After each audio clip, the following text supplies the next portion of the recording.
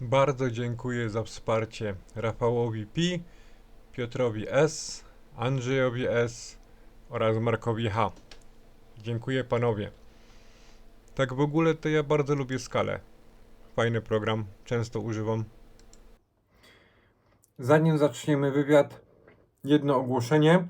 Firma Retronix przygotowała specjalną promocję dla widzów tego kanału.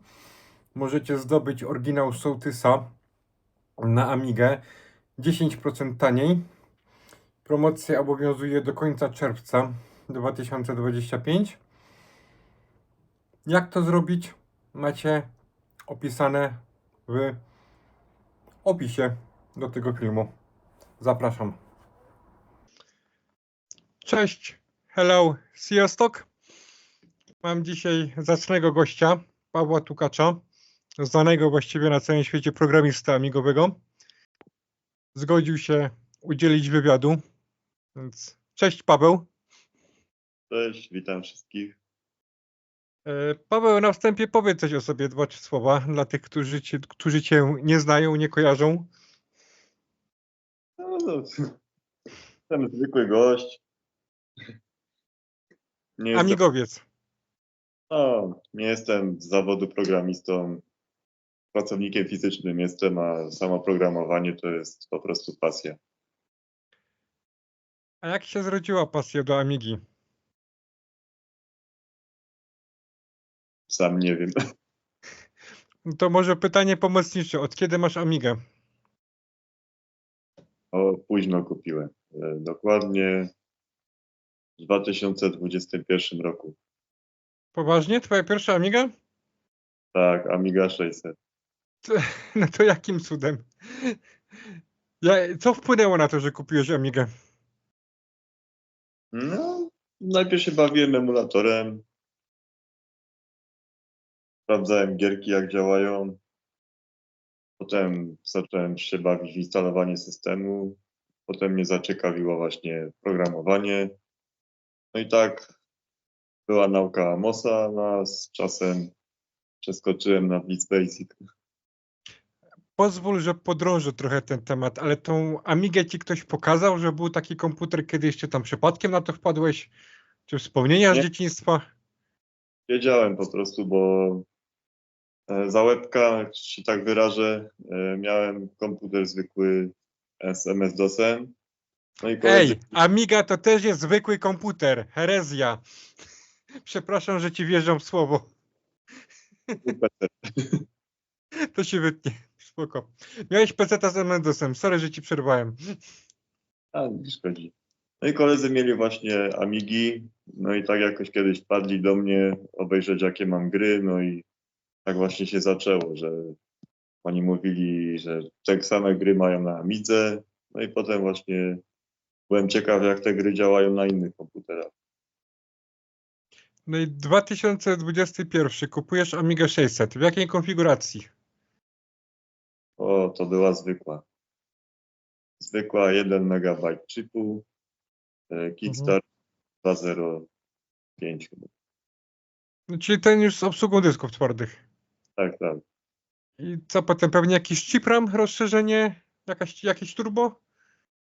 Najpierw dokupiłem 4 MB fastu, Mhm. potem 1 MB chipu, Goteka,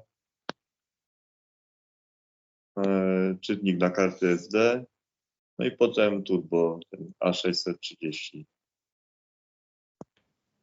I skąd się wzięło zainteresowanie Amosem? W sumie to szukałem takiego prostego języka do nauki, no i zacząłem się uczyć z kanału, jak on się nazywał, oni tam Ponga pokazywali, Polish Retro Channel czy jakoś tak. Nie było to przypadkiem ten blog autora od Wilczej Budy? Bo on miał jakąś tam szkółkę Amosa bodajże. Chyba tak. Wiem, że on tam po kolei pokazywał, jak napisać Ponga. Mhm. I ty chyba robiłeś jakąś... Nie jestem pewien, czy chodzi o ciebie, ale była jakaś osoba, która robiła port gry z NES-a.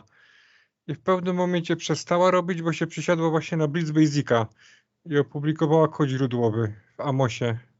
Czy to o ciebie chodziło? Możliwe. Ja pisałem Zeldę wtedy.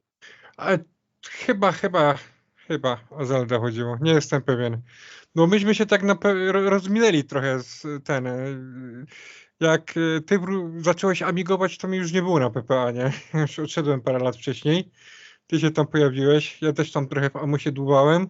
Powiedz mi, dlaczego Blitz Basic? No, pozwala na więcej. Daje więcej luzu. No ale jest chyba trudniejszy. Czy ja wiem. Teraz ja bym nic nie miał napisać. No ale jakie on ma wymagania sprzętowe? To ruszy na gołej 600, czy tam trzeba coś więcej? Na gołej 600 pójdzie zwykły Blitz Basic. Mhm. Ja używam Blitz Basica w wersji Ultimate. No i on wymaga chyba procesora 0.20. Mhm. No i tam sporo fast RAMu chyba z tego co pamiętam. A idzie na nim kompilować na wyższe procesory, na przykład 60 czy PowerPC? To jest to samo. Nie chodzi o PowerPC procesory. No, on powinien działać tak samo. Znaczy nie wiem, tak? One są kompatybilne wstecznie i powinno działać. Ale mi chodzi o procesory PowerPC, na przykład Blizzard PowerPC. Taki jest w Amidze 1200, Cyberstorm. Nie wiem, czy kojarzysz te karty. E, No one są jakby podwójne, bo tam jest PowerPC i jest 0.60. Dokładnie tak. No i takie moje pytanie jest, czy on jest w stanie skompilować kod dla procesora PowerPC? Ale pewnie się nie orientujesz. Widzę po twojej minie. Nie wiem, no bo Okej. nasz system, no to wtedy działa procesor 0.60 z niego. No nie, no w porządku, to zostawmy ten temat, bo nie chcę cię tutaj katować w żaden sposób. Powiedz mi, tak? Nie miałem do czynienia z tym procesorem, to No za właśnie zauważyłem, że tutaj nie masz wiedzy na ten temat, więc no nie będę cię męczył ani dręczył, bo to bez sensu zupełnie. Powiedz mi tak, jaka była twoja pierwsza gra napisana i skończona w Amosie? No Sokoban. Sokoban. I jeszcze było coś w Amosie, czy później już był Blitz Basic? Były takie no, porty z DOSa, ale to takie stare gry proste. Jumpman Live. Potem zacząłem pisać tą Farmigę, ale nie skończyłem jej. Mhm. To tam jeszcze było. To jest Amos cały czas, tak? Tak, tą Zeldę próbowałem pisać. No i nie wiem, no, zaczynałem i nie kończyłem gry po prostu. To jest takie bardzo typowe w amigowym środowisku, tym się nie przejmuj. No i okej, w pewnym momencie przyszło moment, że Amos ci przestał wystarczać, tak? No chciałem spróbować Blitz Basica. No i mówisz, że pozwala na więcej. No, pozwalam. Tylko Ale jakbyś, tak?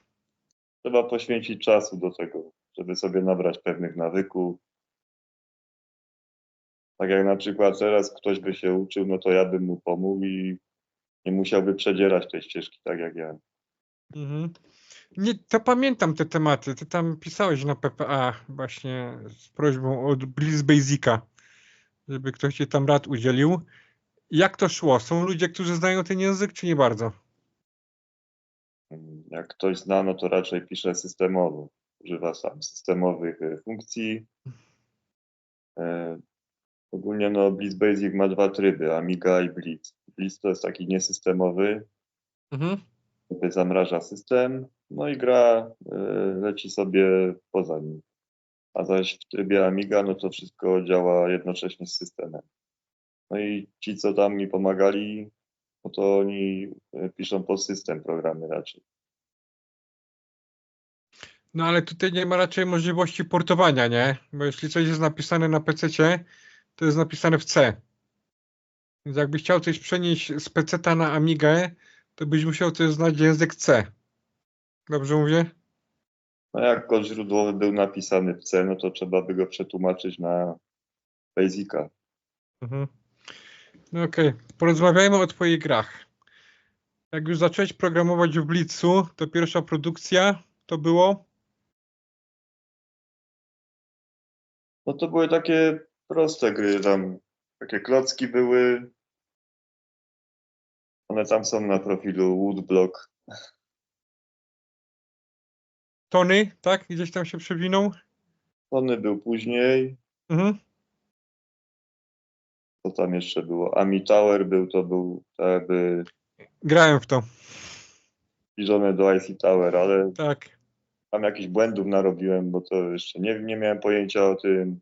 Ta gra się wywala. Grałem w tą grę No i, i zaraz... Tak, mów proszę, przepraszam, że przerywam. no i próbowałem napisać Pinball Dreams 2. Czy pod Tak. to. Czy napisać po swojemu. Mhm. Ale to wyszło.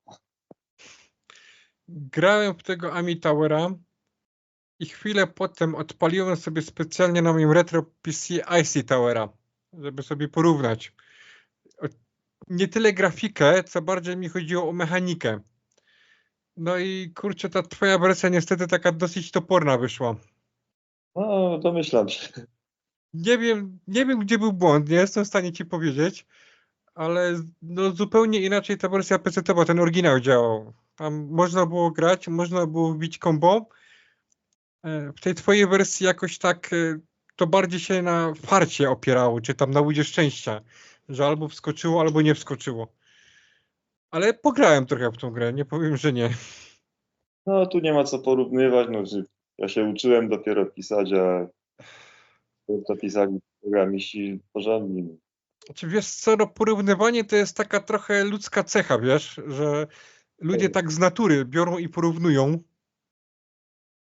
Ja pamiętam, jak robiłem wywiad z autorami z Cytadeli, to oni mieli pretensje, że ludzie porównywali Cytadelę do Duma, a oni się wzorowali na Wolfsteinie. Aha. No ale no, tak ludzie robią, biorą i porównują. Czasami różne takie przedziwne rzeczy, których nie powinno się porównywać, albo porównywanie nie ma najmniejszego sensu, a i tak biorą i porównują. No, taka, taka już ludzka natura, niewiele z tym zrobisz. Okej, co było potem? No, Potonym był. Już to my jesteśmy, czy pinball jeszcze? Co po pinballu był Tony. Mhm. A, to już był Tony, tak? Tak, bo wtedy do mnie Rafał napisał, czy bym napisał mu tą grę. Mhm. Zgodziłem.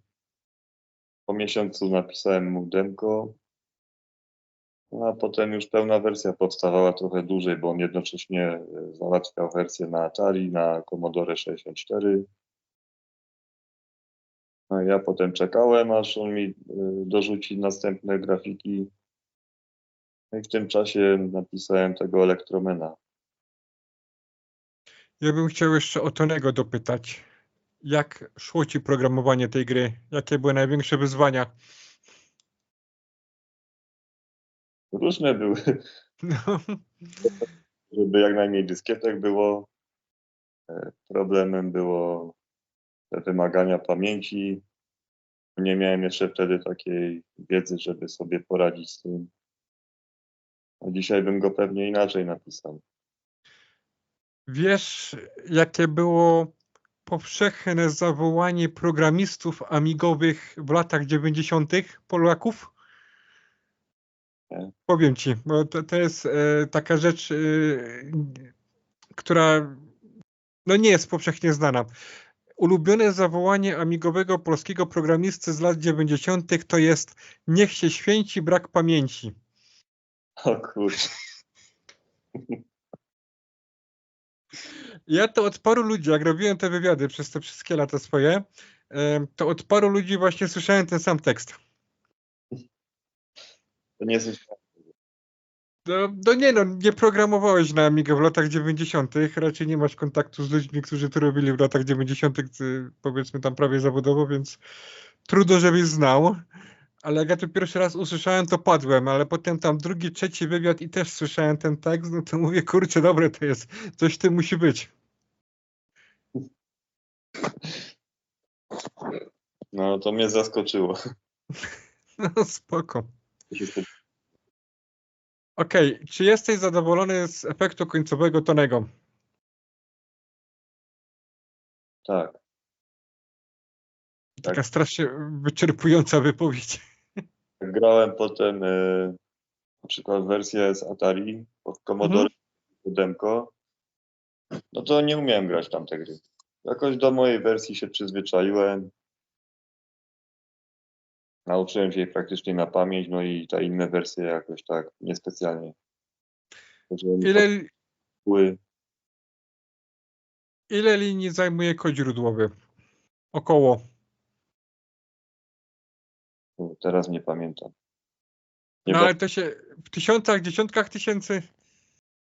Nie, w tysiącach. Tysiącach. I to jest całościowo twój kod, tak? Nie używałeś żadnych zewnętrznych procedur? Nie używałem.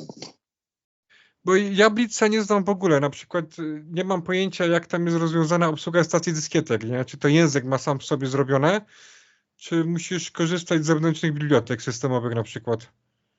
To Blitz Basic ma swoje biblioteki wbudowane już. Tak samo jak Amos. Aha, czyli nie korzystasz z systemowego, tak? Tam track device'a. Nie. Nawet nie wiedziałbym jak. Okay. No to odpowiedziałeś na moje kolejne pytanie, bo chciałem się wrócić trochę do tyłu i chciałem zapytać, czy udało ci się kiedykolwiek otworzyć device'a w Amosie? No ale już odpowiedziałeś. Nie próbowałem nigdy takich rzeczy. No i właśnie to jest ten ból. Jak grzebałem jeszcze w Amosie, to ludzie, którzy potrafili robić takie rzeczy, no są już nieaktywni. Nie ma ich, nie? Nie ma skąd brać tej wiedzy. A w książkach to jest opisane tak zdawkowo, albo wręcz pomijane, więc jedyne, co mi się udało, to tak efektownie zawiesić Amigę. Nawet sobie kiedyś programik w Amosie napisałem, który w jakiś tam dziwaczny sposób otwiera device'a i nazwałem go Guru Meditation i on służy do tego, żeby zawiesić komputer, no. Bardzo przydatny program, tak? Da się na pewno w Assemblerze napisać. No tak, no wiem, doskonale, no ale człowiek kiedyś... Nic mi z tego nie wyszło. No bo ty jeszcze Assemblera liznąłeś, tak? Czy dalej tylko tam używasz? No, używam go, kiedy uda mi się, to go wplatam. Jest to tak faktycznie takie... Wiesz, ja mówię z perspektywy laika. Bo ty używasz tego Assemblera z jakiego powodu? Nie wiem, chyba dla własnego treningu, bo to za wiele nie daje. No otóż to właśnie chciałem zapytać, bo jest takie przekonanie, że programy pisane w Assemblerze są tak niesamowicie szybkie, nie? Takiego powera to daje. No ale jest tak faktycznie? No, nie chodzi o assembler, tylko sztuczki raczej. Ja na przykład jak pisałem Tonego, Mhm.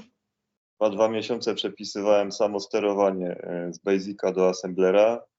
No i jak porównałem, to dało mi to w takich momentach, gdzie już gra zwalniała na basicowym sterowaniu, no to mi dodało jakieś może 2 FPS-y. A ile miało być docelowo tych FPS-ów? 50, tak? Bo to PAL? 60, bo ja testowałem na NTSC wtedy. Aha, 60. No to 2 FPS-y przy 60 klatkach. Znaczy to tak na oko, bo to widać było, że zwalniało już.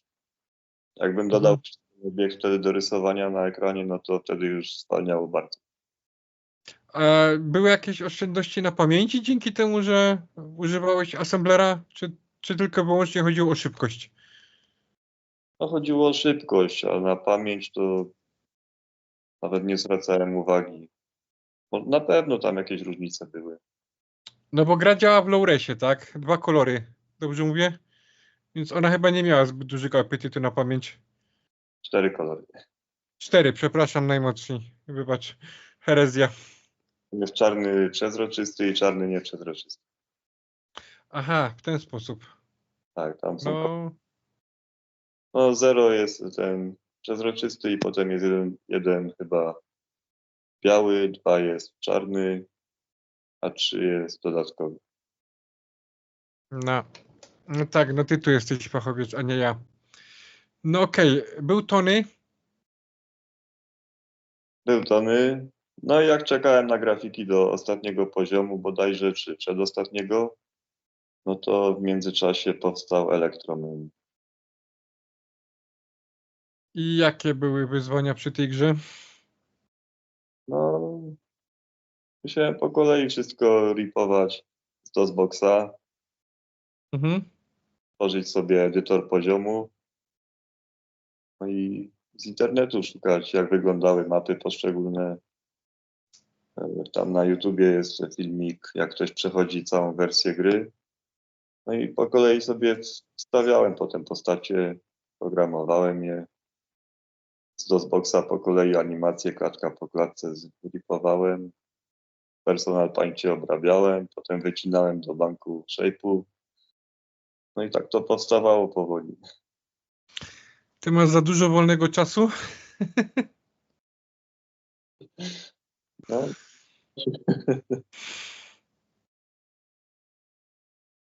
nie, Przerwało. chyba z rana. No, podziwiam i szacunek. Naprawdę. W ciągu dnia to czasem próbuję coś zaprogramować i ciężko wychodzi. Mhm. No okej. Jak myśmy wcześniej rozmawiali, to wspominałeś o takiej dosyć ciekawej rzeczy. Mianowicie, że w Blitz Basicu nie ma bobów. Boby są w Amosie, dla tych, co nie znają Amosa. To Amos ich używa do ruchu. Czyli Znaczy, możemy sobie... są boby, tylko funkcja inaczej się nazywa. Aha, To się nazywała się Bob, a tutaj nazywa się Beblit. okej, ale geneza i zastosowanie jest takie same, tak? Tak, takie samo. Tylko tutaj trzeba sobie ręcznie wszystko obsługiwać. Amos to jest taki bardziej automat, ale w Basicu ręcznie. Kiedy chcesz, to sobie czyścisz bufory, kiedy chcesz, to sobie boba rysujesz. Trzeba No ale w Amosie też coś się chyba robiło w jakimś tam stopniu. Ja pamiętam, jak ja tam próbowałem w Amosie, to pierwsza funkcja przy ruchomych obiektach, jaką się robiło, to wyłączało automatyczną obsługę bobów, żeby ręcznie nimi sterować. Ale ty tam musisz jeszcze o jakichś buforach, tak? Coś tam więcej jest. Tak, bo jak masz podwójne buforowanie, Mhm. to się pamiętam, że był double buffer. Tak był. Inaczej, bo sobie ręcznie przełączasz bitmapy, przełączasz sobie bufory, czyścisz je na zmianę. No i to taka przeplatanka jest wtedy. Co ramkę jeden bufor jest aktywny, drugi jest nieaktywny. Tak samo jest z bitmapami. No i najważniejszą funkcją chyba Blitz Basica jest to, że on obsługuje AGę, tak? Bezproblemowo. No tak. Bo w Amosie generalnie da się obsłużyć AGę. Można systemowo otworzyć ekran w 256 kolorach i systemowo go obsługiwać, ale w tym momencie nam wychodzi taki potworek, połączenie Basica i C, a wynikowa tego jest wszystkie najgorsze cechy obydwu tych języków, więc to traci się to, co ma Amos oferuje, nie? Staje się to, jest to możliwe, aczkolwiek no, nikt tego nie robi, bo jest to rozwiązanie bez sensu. No okej, Electroman wyszedł i zająłeś się czym? Po Elektromanie był AmiHero. Nawet nie kojarzę tych produkcji. No, To jest... to jakby port Hero z Atari 8-bitowego. Nie grałem w to nigdy, ani na Atari, ani na Amidze.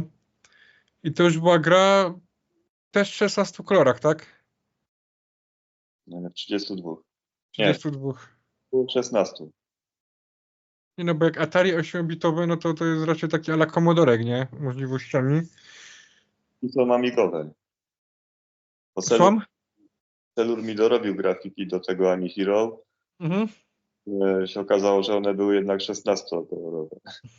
Ale gra jest w 5-bit planach, także 32 kolory niby są tam na płaszczyźnie. Okej. I później jaka była produkcja? Nie pamiętam. Nie pamiętam. No bo ja cię tutaj ściągnąłem do tego wywiadu, żeby porozmawiać o sołtysie. No, To słabo się... jest... To jest, tak, to jest właśnie clue tego wywiadu. Niebawem będzie miał premierę, bo my to nagrywamy w tej chwili 20 kwietnia, Wielkanoc. Ja mam czas, Paweł ma czas, więc zgadaliśmy się, żeby porozmawiać. No i nie ukrywam, że to jest to, co mnie najbardziej interesuje. Sołtys. Ja pozwolisz, że rzucę taki minutowy monolog. Ja pamiętam w latach 90., jak Sołtys wyszedł, kolega w to grał na PC-cie i bardzo się zastanawiałem nad tym, dlaczego tego nie ma na Amidze, nie?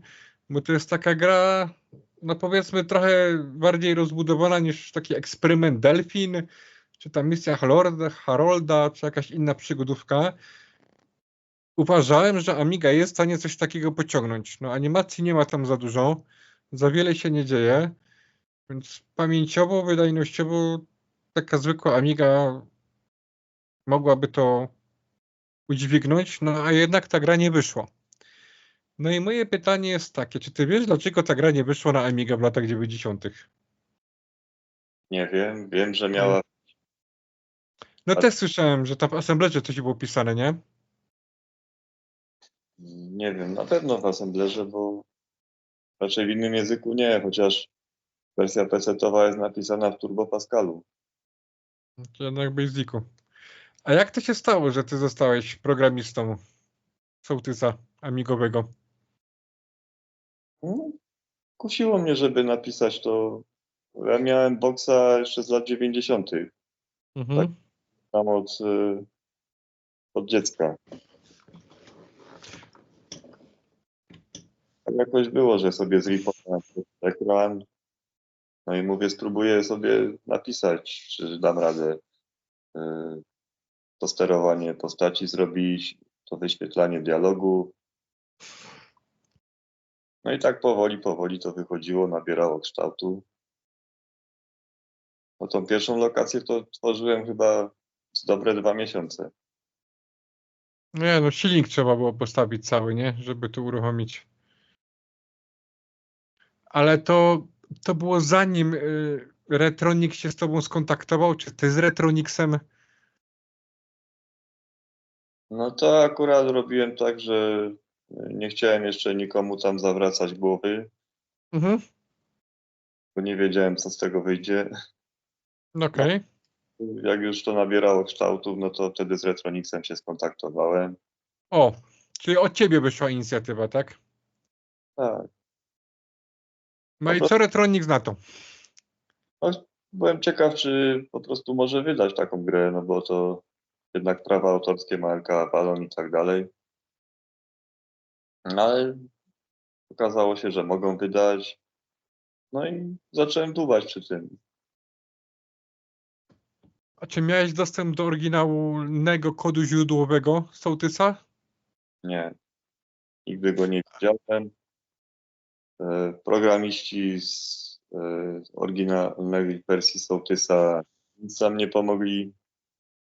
Nieraz pytałem właśnie odnośnie grafik poszczególnych lokacji. Tam potrzebowałem oryginalne palety koloru, no ale nikt nic nie pamiętał, nikt nic nie wie. Czyli masz jakiś tam kontakt z tymi autorami, tak? Retronix się kontaktował. Aha, Retronix w ten sposób. Tak. Powiedz mi taką ciekawą rzecz, bo ja słyszałem milion legend na ten temat. Chodzi mi o te CGI. Ten sołtys jest na jakimś silniku napisany, czy to jest jakieś tam autorskie rozwiązanie? Z tego co mi wiadomo, to on wykorzystuje silnik CGE. Bo w amigowej wersji też się to pojawia. A w którym miejscu? No w tym demie. To ja sobie tak tylko napisałem. No otóż, o to mi chodziło. Tak się uruchamiała wersja PC-towa mniej więcej, że się wpisywało CGE exe. Mhm. Uruchamiał. Ja zrobiłem po prostu taką jakby parodię DOS-a. No tak to wygląda. O, Czyli, tego z tym silnikiem. czyli zasadniczo to jest Blitz Basic. Nie ma tam w środku żadnego silnika, który uruchamia jakiś tam podsystem. jest to w całości twoja robota, a to z tym MS-DOS-em to jest żart. Tak, ale potem się przydało do wybierania, nie, Przerwało. Jakbyś był uprzejmy powtórzyć. e, no to się przydało potem do wyboru języka na starcie gry. No tak, bo chyba oryginalny sołtys jest tylko po polsku, nie? Tak, i potem wyszła jakaś angielska wersja i hiszpańska. Aha. To, że to były osobne gry, tak. A kto tłumaczył sołtysa? Bo ty tam masz 5 języków do wyboru. Mm. Angielska wersja i hiszpańska, no to jest z tych wersji, co pobrałem z internetu. Mhm. Każdą po kolei przechodziłem i przepisywałem wszystkie dialogi. No a wersja włoska była tłumaczona przez Ciro Barile. Wersja niemiecka teraz nie pamiętam już. No okej. A czemu nie ma wersji węgierskiej? Nie było pomysłu, nie było tłumacza. No, trzeba No było i do mnie uderzyć. Moja żona jest Węgierką. węgierski język no, ma dużo tych znaków własnych w alfabecie. E, Ja za pomocą czata GPT napisałem tam jakąś tam bardzo prostą grę. Właściwie to nie ja napisałem, tylko czat GPT. I chciałem, żeby ją napisał po węgiersku. No oczywiście się to wszystko wykrzaczyło, jak tu uruchomiłem na Amizę. I tam jest chyba kwestia odpowiednich fontów i odpowiedniej mapy klawiatury. Mi się wydaje, żeby to można było ogarnąć, nie? Żeby powstała... Raczej. To ja pisałem teksty chyba w Notepadzie, jak dobrze pamiętam. Nie wiem, bo to w kilku miejscach pisałem. Raz chyba w Notepadzie, raz w Amidze. No i tak zrobiłem, że na przykład litera O to jest jako krzyżyk, litera E to jest jako Aha. czy dolar. Tak sobie powybierałem, żeby z klawiatury bez problemu wpisywać sobie te znaki. Aha. I później gra to sobie interpretuje po swojemu i wyświetla tak, jak ma być, tak? Tak, jak jest na przykład polski język, no to wtedy są litery O, E, jak jest niemiecki, no to wyskakują i tak dalej. Mhm. No to nie, no to faktycznie, żeby dorobić do tego węgierski, to by było dosyć spore zabawy. To nie jest takie proste, jak mi się wydawało, że wystarczy font i mapa klawiatury, nie? No nic, moja żona będzie się musiała uczyć polskiego, żeby zagrać w sołtysa na Amidze. Albo angielskiego. Nie, no to tak żartuję prześmiewczo, oczywiście, ona mówi po angielsku bardzo dobrze. A ci powiem ciekawostkę, moja żona z zawodu, z wykształcenia jest nauczycielką języka niemieckiego. Tak więc ja tu sobie tak biadolę trochę, ale jakby chciała zagrać sołtysa, no to ma i angielski, i niemiecki do wyboru, nie? Bardziej Więc... może tłumaczenie niemieckie jest dobrze napisane. A wiesz co, no mogę jej to w sumie pokazać. Mam wersję demo, pełną wersję też już od ciebie dostałem, jeszcze jej nie ograłem, ale mogę jej to pokazać i zapytać ją, jak to wygląda, czy jest w porządku. Będzie chwila czasu, da mi znać i zdam relację, jak poszło. Za miesiąc mamy recenzję, przepraszam, godzina 20:30 w Polsce jest, w Anglii 19:30, ja już śpię. Za miesiąc mamy premierę. No, jak się Retronix wyrobi z tym. Mhm. Tam też mają Tonego chyba jakąś wersję do wydania. Mam nadzieję, że się wyrobią. No oni tam dosyć dużo na głowie mają, jak na taki mały zespół, bo tam chyba on z żoną tylko robi, tak, w Retronixie, Jerzy. Nie jestem pewny, czy tam ma kogoś do pomocy, ale wiem, że oni no, dużo tych projektów mają, więc no, obsługi się będą musiały zdarzać, tak czy siak. Bo ja nie wiem, jakby to można było ogarnąć. Takie pytanie mam. Słucham, mów, No przepraszam. dużo, na pewno mają dużo, no bo i te czasopisma i wydawanie gier, No tak. wysyp, zlecanie do drukarni. trzymam kciuki w każdym razie za Retronixa. Powiedz mi tak, proszę uprzejmie, ten sołtys się w końcu zmieścił na 6 dyskietkach, tak? Tak, na 6 dyskietkach niestety. Bo planowałeś 10. No, wtedy to nie miałem pojęcia jeszcze, że to tak zmieszczę na 6 dyskietek. No to opowiadaj, no jak ci się to udało zrobić? No, na początku myślałem, że to po prostu będzie na twardy dysk i nie będzie bez takiego problemu, że pliku. No ale ludzie chcieli na dyskietkach też wersję. No i tak zacząłem kombinować właśnie z instalatorem. Zacząłem to pakować. No i ostatecznie nie wiedziałem, ile to zajmie, no ale upało się 6 dyskietek. I czym to jest spakowane? LH. Aha, czyli nie żaden zip, RAR, ani nic takiego? LHA dało radę. Próbowałem przez LZMA. To jest taki mocny analizer.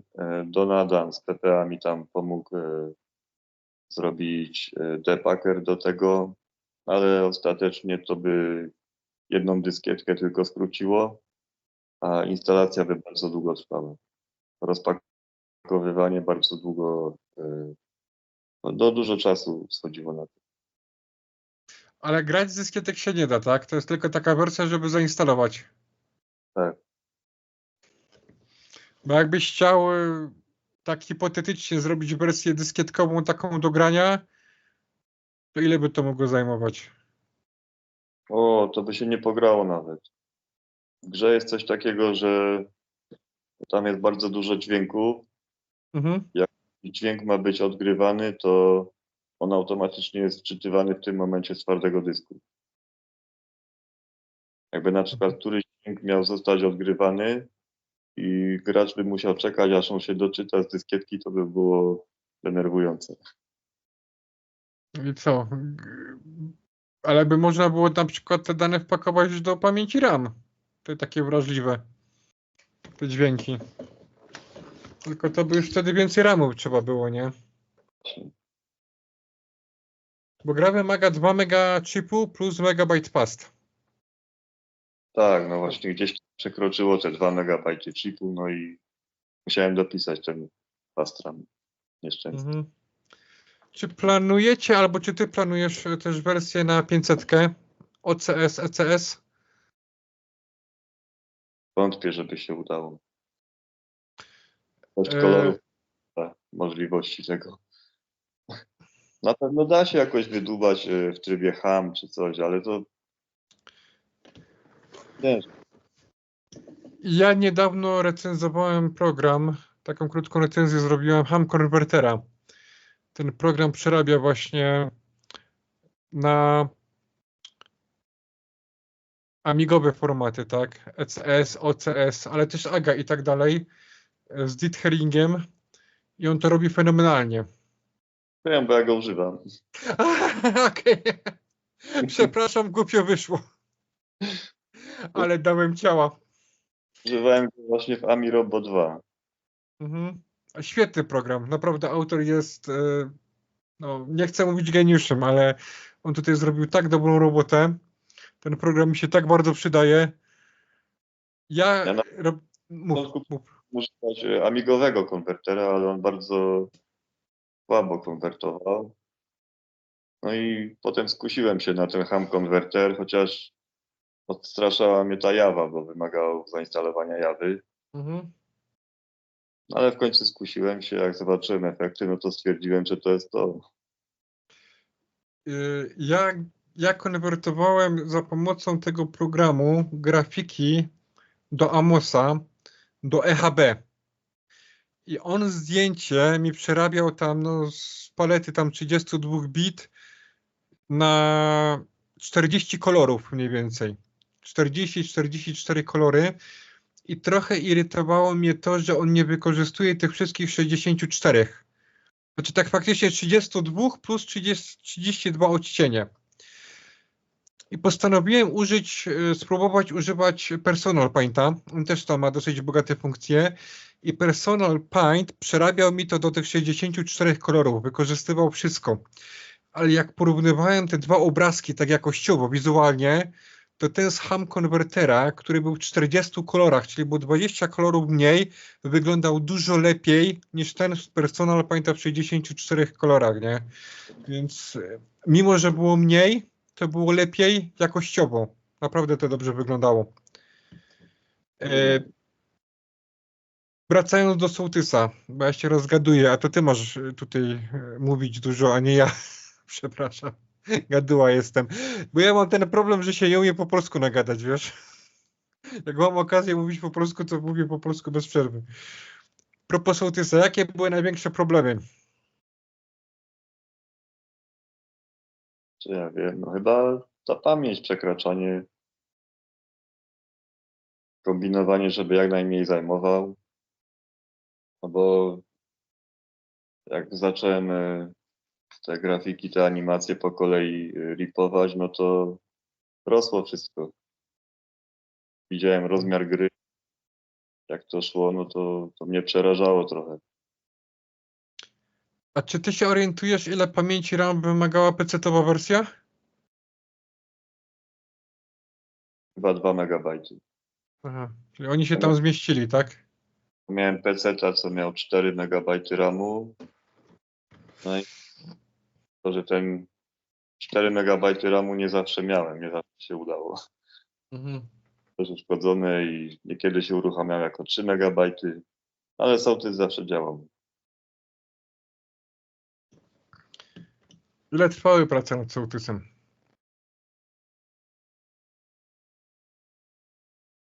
W sumie to może 10 miesięcy, Czyli długo dosyć. jakby to tak do kupy zebrać, to tak będzie. To jest w całości twoja praca, tak? Nie było żadnego innego programisty, grafika. Nie. Grafiki, no to DOSBoxa wycinane, a potem zeskumfałem. No to wiesz, nie chcę ci to za bardzo słodzić, no ale odwaliłeś taką niesamowitą robotę. Ja bym raczej nie podołał temu. Taka mozolna robota. Bo wiesz co, jest coś takiego, że jest mnóstwo genialnych i doskonałych gier, które nie zostały dokończone. Że ktoś tam rozpoczął projekt i tam projekt umarł w połowie, albo wcześniej, albo później. A ty tutaj, mając pracę zawodową, zrobiłeś naprawdę taki, to jest duży projekt, to nie jest mała gra. Tam jest Nie. chyba ze 30 lokacji, tak? Lokacji jest 24, No to no i się gra troszkę pomyliłem. jest na 20 minut gry, jak ktoś znają na pamięć. 20 minut, tak? Jak się uple, to tak. Bo polska inna gra, Eksperyment Delfin, to ona jest chyba na 15 minut. Nie wiem, czy grałeś w to, czy nie grałeś. Grałem chwilkę chyba na emulatorze. To była druga gra, którą w życiu, którą udało mi się, przygodowa, którą udało mi się przejść bez solucji, z czego byłem niesamowicie dumny. Zobaczę, czy to samo mi się uda w sołtysie. Trzymcie kciuki. No sołtys jest wredny, że to sterowanie tam jest takie, że... Otóż to. No, O to chciałem zapytać. Ja w tej mojej recenzji wersji demo też o tym wspominałem. W tej grze jest coś takiego, że bohater jest oddalony od przedmiotu, powiedzmy pół ekranu i klikasz na przedmiocie, no to on do tego przedmiotu nie podejdzie. Tylko w skaucie, a tutaj nie. No i dlaczego tego nie poprawiłeś? Powiem ci, że nie myślałem nad tym, ale dobrze, że nie poprawiłem, bo jak zobaczyłem umowę z LK Avalonem, to tam właśnie pisze, że gra ma być jak najwierniejsza oryginałowi. No ale to jest takie trochę powielanie błędów gry, nie? Więc chyba poprawić błędy można. Nie wiem, może mógłbym przyszłości Tak. jakąś łatkę wypuścić, która by to pomijała. Będę tym wysoce uradowany. Nie ukrywam. Paweł, jeśli mogę zapytać, jak nie Tak? mogę zapytać, to się wytnie. Rozumiem, że nie robisz tego za darmo, tak? Sołtysa. Sołtys nie wiem, jeszcze nie ugadywałem się, jak tam Mhm. finansowo. Jakieś tam drobne udziały zawsze mam, ale ja się nie lubię ani targować, ani licytować. Tak z wcześniejszych gierek jak Tony już w ogóle nie pamiętam jak było. Ale na przykład z tych gierek Ami Hero czy Electroman, no to tam 10% idzie do mnie. Mhm. Czy mogę cię zapytać, ile finalnie na przykład zarobiłeś na Tony czy na elektrobody, czy wolisz o tym nie wspominać publicznie? Tam nawet nie było 1000 złotych. Za jedną grę, tak? Czy za obydwie? Za jedną. Za jedną. Czyli no nie da się wyżyć z programowania amigowego. Nawet chyba jakbym Grinda napisał, to czy tam Duma, to nie wyżyłbym z tego. No nie no, tak wiesz, no rozmawiamy, no po to jest ten wywiad, żeby tam jakieś rzeczy ludziom pokazać.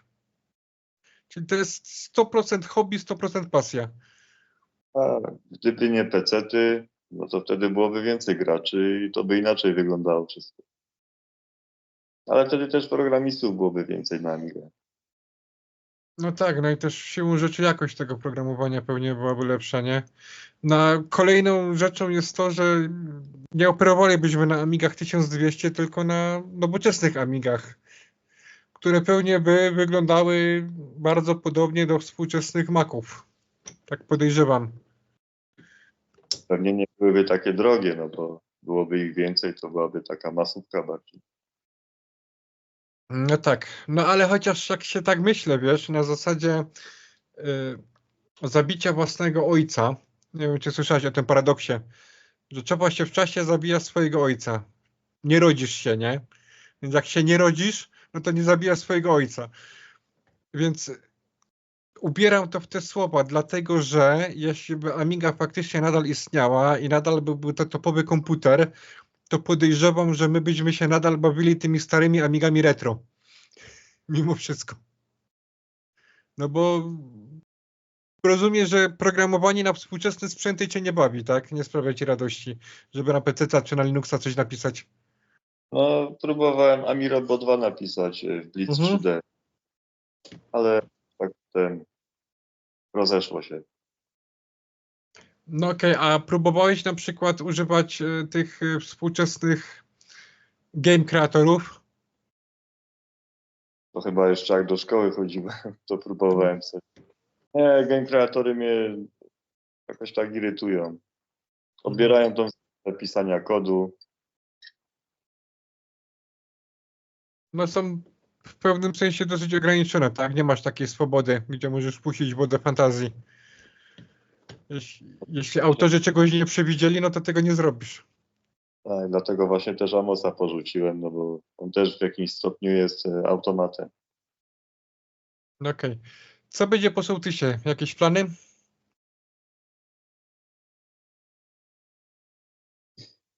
Nie chciałbym zdradzać. No oczywiście, jak nie chcesz zdradzać, to nie zdradzaj, nie? No, rzeczy, o których chcesz i możesz powiedzieć. Czy są takie, czy ich nie ma. Znaczy no, móc to mogę, no. Słuchamy. Nie będzie gra. Nie wiem, nie chcę za dużo zdradzać. No rozumiem. Też będzie platformówka w stylu Tony właśnie, ale będzie bardziej klimatyczna dla dzieci. A to jest to, co ja widziałem? Ty wszystko widziałeś? No to jest fajna gra. Mi się to podoba, ten gameplay. Szczególnie ta grafika jest taka no niespotykana. Ja nie wiem, czy jakaś amigowa gra miała w ten sposób zrobioną grafikę. ale warto na to czekać. Taka jest moja opinia. Czy wiadomo, kiedy ta gra się ukaże? No, w listopadzie w połowie albo na początku. Tak, żeby sobie ludzie mogli pozamawiać na spokojnie. I ona też będzie w Retronix wydana, tak? Tak, Na dyskietce. na jednej dyskietce. Okej. Jak byłem na jednym ze sacpów ostatnich, przewinęła się tam taka ciekawa dyskusja, dlaczego amigowi programiści cały czas się trzymają tak kurczowo dyskietki. Przecież można by, wiesz, zrobić jakąś grę 3-4 mega, spakować LHA, no i ludzie to sobie prześlą, nie? Albo serial kablem, albo ethernetem, albo czymkolwiek innym. Tak już się utarło, że Amiga to stacja dyskietek. Każda Amiga ma wbudowaną stację. No nie każda. Wiadomo, no dzisiaj są goteki i tak dalej. No. No CD32 nie ma wbudowanej. Amiga CD-TV też nie ma wbudowanej, ma zewnętrzną. No ale i do jednej, i do drugiej Amigi idzie podłączyć stację dyskietek w ten albo nie inny sposób, to jest fakt. Czyli chodzi o takie amigowe dziedzictwo, tak? No po prostu większość Amig, no to typowy nośnik to dyskietki. No okej. Czy jest jeszcze coś, o czym możemy porozmawiać z twoich przyszłych projektów? Czy będziesz musiał mnie po tym zabić? Jak to wygląda? Teraz próbuję odświeżyć projekt, co kiedyś przerwałem. Stwierdziłem, że no, postawię na własne projekty. Już kończę z portami. No, trzeba coś stworzyć swojego, żeby było dla potomnych. Tak jeszcze potomni się będą interesować tym komputerem.